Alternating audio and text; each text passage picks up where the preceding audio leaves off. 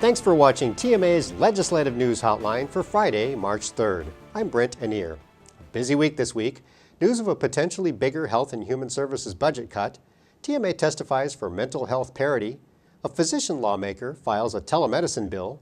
We learned disadvantages of one type of Medicaid funding. And a plan emerges to curb tobacco use on certain campuses and buildings.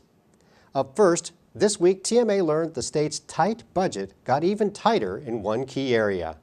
The House Appropriations Subcommittee on Article 2, the Health and Human Services budget, was tasked with cutting more than $1.2 billion additional dollars from the current HHS budget. That could mean tough ramifications for the state's health care delivery and prevention efforts. The committee could reveal its recommendations as early as next week. Also Thursday, the House Appropriations Subcommittee on Article 3, which covers education including higher ed, met briefly to hear budget items from the Texas Higher Education Coordinating Board and health-related institutions. Last week, Texas A&M's medical school announced it would reduce its incoming medical school class by 25%, or 50 students, in response to the Senate budget proposal to zero out the special item funding for the Round Rock Medical School campus. Tuesday, TMA asked members of the House Public Health Committee to support a measure that would create parity in mental health care. At this time, I want to turn the proceedings over to the Vice Chair in preparation of HB 10. Representative Price of Amarillo introduced House Bill 10, which would take several steps toward creating mental health parity on par with other care. The bill would designate an ombudsman as an advocacy resource, establish a Health and Human Services mental health parity work group to better characterize parity issues, and it would clarify mental health and substance use benefit terms and coverage. TMA hopes the legislation also will improve Texas Department of Insurance mental health parity oversight, increase engagement among physicians, providers, and patients, and identify areas to improve historic mental health parity challenges. Dr. Tom Kim, an Austin psychiatrist and member of TMA's Council on Legislation, met with TMA Legislative Affairs staff while waiting to testify to the committee in support of the bill. Dr. Kim believes we must shift our mental health care system away from reactively providing care to people at their lowest, which is the most expensive care, to proactively and cost-effectively maintaining mental well-being by supporting people at their best. House Bill 10 is seeking to move the chains and push the ball forward on the issue of mental health parity.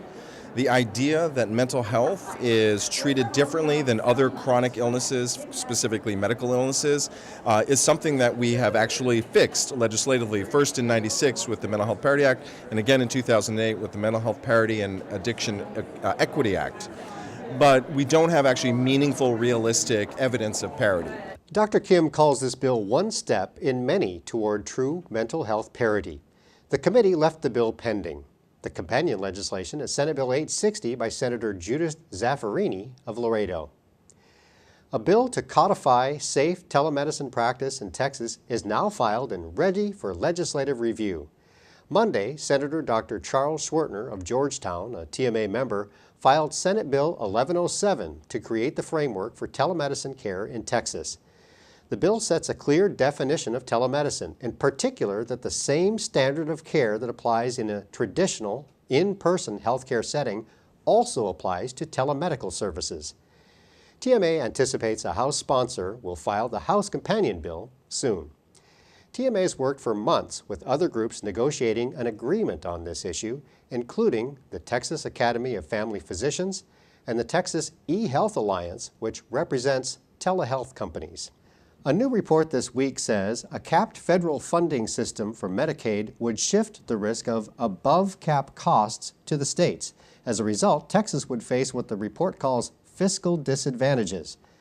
The Manat Health Report says the disadvantages include our growing population, our historically low Medicaid investments relative to low-income population, our relatively low spending on elderly beneficiaries, and the state's high reliance on supplemental waiver funding.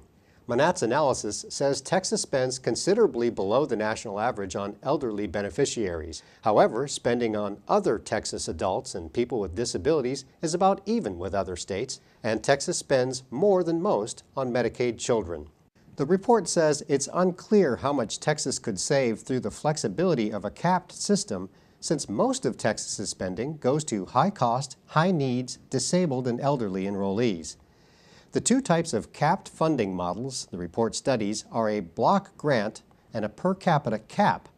Under a block grant, the federal government gives each state a fixed amount of money to administer its Medicaid program, and states are responsible for any additional costs. A per capita cap system would limit federal funding for Medicaid on a per enrollee basis, and the funding could increase as enrollment goes up. Congressional Republicans and the President both have backed block grant proposals in recent past. And by the way, look for more of this in the April cover story of TMA's Texas Medicine magazine. Should tobacco products be banned from state college campuses and buildings? Areas like this one outside an Austin state office building and Texas higher education campuses would be off limits to tobacco products and vapor or e-cigarettes under a plan set forth by House Bill 2652. Wednesday, Representative Rick Miller of Sugar Land filed the bill. The Texas Public Health Coalition, of which TMA is a member, supports the idea as a top public health and prevention priority this session. Tobacco use continues to be the leading cause of preventable death in Texas and in the U.S., and nearly 24,500 Texans die every year of tobacco-related causes. What's more, we spend more than $12 billion each year addressing tobacco-related diseases. TMA's next First Tuesdays at the Capitol event is right around the corner, this coming Tuesday, March 7th. This was the scene in February as more than 200 TMA physicians, medical students, and TMA Alliance members headed to the Capitol to urge their hometown lawmakers to pass bills to support good patient care. And these scenes will repeat themselves next week. Will we catch you on camera? As things heat up this session and bills begin to take shape, now is the time to make your voice heard on behalf of medicine and your patients. You can still register at texmed.org/firsttuesdays. That's it for this week. I'm TMA's Brent Anier. Thank you for watching, and please join us again next week for TMA's Legislative News Hotline.